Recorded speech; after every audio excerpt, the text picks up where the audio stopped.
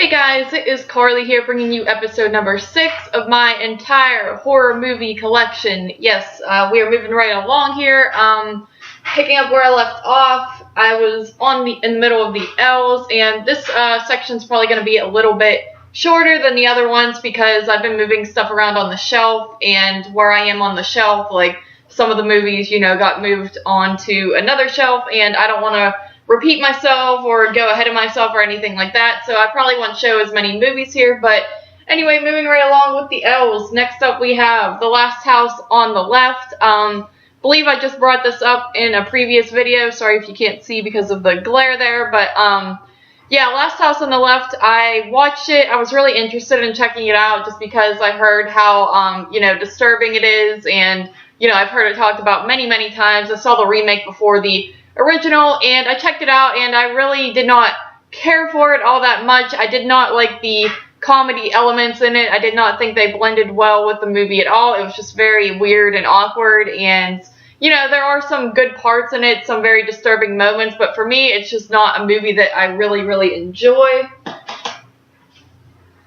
Next up, we have the Leprechaun collection here. Not all the movies, but 1, 2, 3, and 4 in space. This is a franchise that I know my buddy JP really likes a lot, so I picked them up one day, and I gotta say, did not really care for any of them all that much, if I'm being completely honest.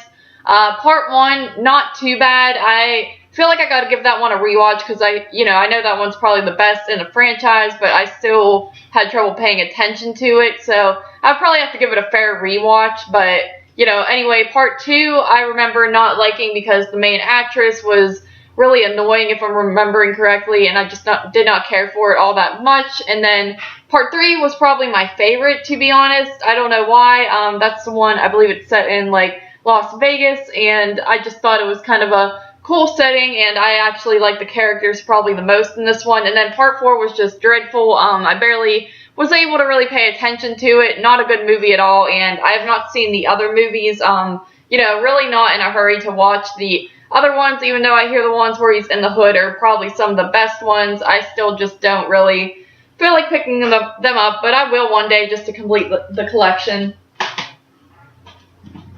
After that, we have Let the Right One In, and this is another one that, I should give a fair rewatch to, but if you listen to 127 of 22 Shots of Moods and Horror, I was on there, and I said how I prefer the remake to this one simply because I made the terrible mistake of watching this dubbed, simply because I played it, and it was, it had the dubbed option on rather than the subtitles, so I just, ended up watching it like that. I didn't feel like changing it, and I didn't think it would matter that much, but turns out it does matter because the dub in this is actually quite bad, which is a shame because it's a really good movie, and I definitely do want to rewatch it one day just subtitled. But for now, the remake Let Me In is my favorite over this one, but they're pretty much like the same movie with just very, very minor differences. After that, we have The Lost Boys. This is a really crappy case it's in. I ordered this off of, I think, Go Hastings or something like that, and it was really, really cheap, and for a reason, because it's in pretty bad condition. But anyway, I really enjoy The Lost Boys. I think it is a very fun movie. Got to see it at a drive-in, and it was probably my favorite movie to see at that drive-in. It's just got very great soundtrack, and awesome characters, just a really fun movie. I wish I would have grown up watching this one because the first time I saw it was at that drive-in. Actually, no, I'm wrong. I watched it before the drive-in, and then I went and saw it at the drive-in, and, I really enjoy it, but it's one that I did not watch when I was younger. Then we have The Loved Ones. I absolutely love this movie. I was blown away by it. It's a pretty brutal movie. You really feel for the main boy character in this movie. You have this just crazy chick who wants to go to a dance with him, and he says no, and it's not even for a bad reason. It's just he has a girlfriend, and he tells her no, and she basically just chooses to do all this horrible shit to him, and it's just really sad because he's not a douchebag character at all or anything like that, and she is just her and her dad are just insane, and this is a great movie. Highly recommend it if you have not checked it out yet. Then we have another good one, and that is the Maniac remake. The original Maniac is another one that I did not grow up watching or anything like that. I had heard good things about it, and I watched it and really enjoyed it. And then I heard about this remake being just as good, if not like maybe even better, arguably. And it's hard to believe with like a person like Elijah Wood playing the main character, but I think he did a very solid job in this role, and I would probably put it on par with the original. I think they are both very solid movies for different reasons, very different characters, and here you got Elijah Wood. He kind of reminds you of like a Norman Bates type character, where in the original the guy is just very sleazy looking and looks like he would be a psychopath. So I think it's a very, very interesting. They took a different take on the main character, and it really works in this movie. Up next, we have Maniac Cop. I've only seen this once, and I remember liking it for the most part, like at the beginning parts, but I felt it was a little bit too action-y for my liking, like towards the end, and it kind of felt like it was dragging on a little bit for me. But I hear part 2 is a little bit better than part 1. I have not seen part 2 or part 3, nor do I own them, but one day I'll probably check them out. But it's not really high on my radar right now, just because I saw this like 3 years ago and it's kind of forgettable for me.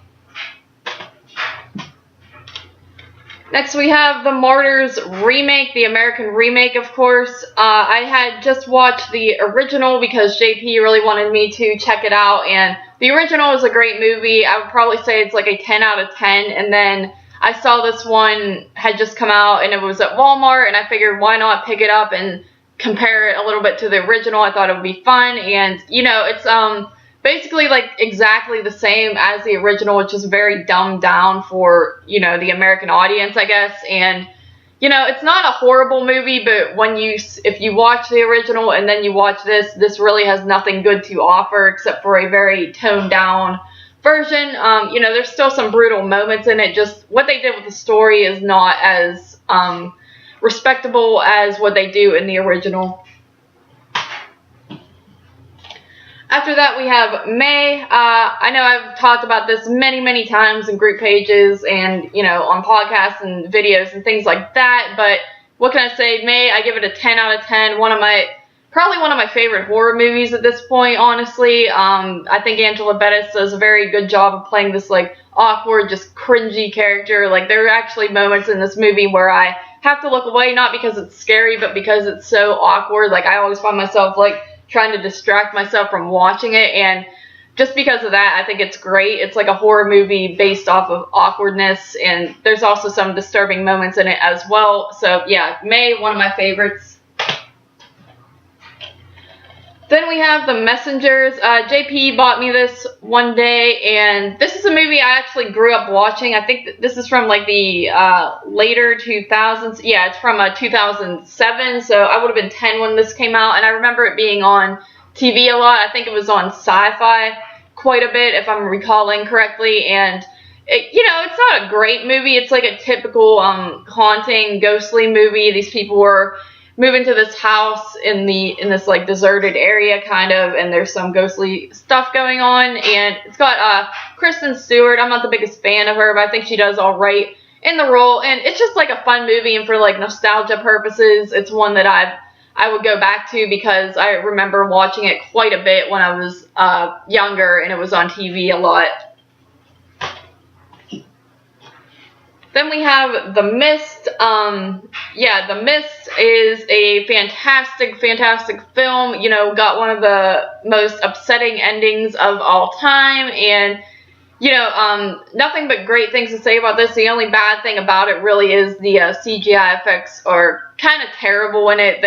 Just the monsters outside are not scary at all, just very fake looking. But if you ignore that completely and just look at it as a contained horror film, there are some great moments in this, and like I said, the ending is one of the best of all time. Then we have Mother's Day. This is I think it's a remake to a movie called Mother's Day, but I also hear it's only a name-only remake, and there's really nothing similar to them at all, because, you know, I haven't seen the original or anything like that, but I hear it's nothing like that at all, and this is also a pretty brutal and depressing movie. You got Rebecca De Mornay playing the mother in this, and she does a great job. I think all the acting is fantastic, and this is not one that I would go back to a whole lot, though, because it was really depressing. It was very, you know, just downbeat and things like that. There's really no happy moments in this movie, but for that, it's a very great movie. I forget what I rated this, but it's definitely high. Then we have a double feature here. I've had this forever. My Bloody Valentine, the original, and April Fool's Day, the original. My Bloody Valentine, you know, it's a movie that I don't go back to a whole lot. I know a lot of people really enjoy it. For some reason, it's just, like, okay to me. But I think the killer in it is really, really scary, though. And I do like the small town setting to it. It's just not one I go back to a lot. April Fool's Day, I didn't like it when I was younger, really. But upon rewatch, I really enjoy it. You know, you can only do that storyline one time and make it really work, and I thought it was a really clever idea.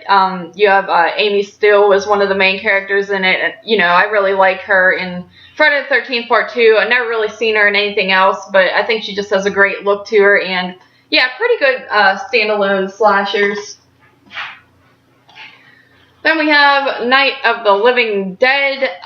Night of the Living Dead, I'm not a huge zombie fan myself, but I do enjoy Night of the Living Dead. I think it is a classic. I like how it is in black and white, despite coming out in like 1968. I think the black and white gives it a really scary feel, and also, you know, it's kind of got a special place in my heart because I live by Kennywood, and every year they have Fright Night, and they will play this movie over and over again in the lines, and I just think it's, like, really cool, really sets the atmosphere and things like that. So, yeah, Night of the Living Dead, classic. Not one I go back to a whole lot because I don't, like I said, I don't love zombie films, but still a great movie. Then we have Night of the Living Dead remake by Tom Savini. I've only watched this one once, and I thought it was pretty okay. You know, it's a lot like the original with just some different elements to the characters and things like that. Different special effects, of course, and I thought it was pretty solid. Probably not, once again, not one I would go back to a whole lot because I don't love zombie movies, but I think it's pretty solid for being a remake. And then lastly, for this part, guys, we have Dawn of the Dead. You know, of course, I have this after the Night of the Living Deads, because it kind of technically goes along with that franchise. But Dawn of the Dead, I don't really care for this all that much. I've seen it like 3 times, and I just kind of find it to be a little bit slow, and I don't know, I just don't see it the way other people see it. I definitely prefer Night and Day of the Dead, so, but either way, it's a very good movie. It's a cool setting, you know, you're in the mall, Monroeville Mall to be exact, and I think it's pretty cool that it was filmed around my area, but either way, it just doesn't really appeal to me. Like, the effects of the zombies aren't that great, and, like, the, music throughout it, I just find to be very cheesy and weird, and I don't know, it just doesn't really do it for me. I would probably still rate it high just based on the quality of it, but other than that, it's not one of my favorites.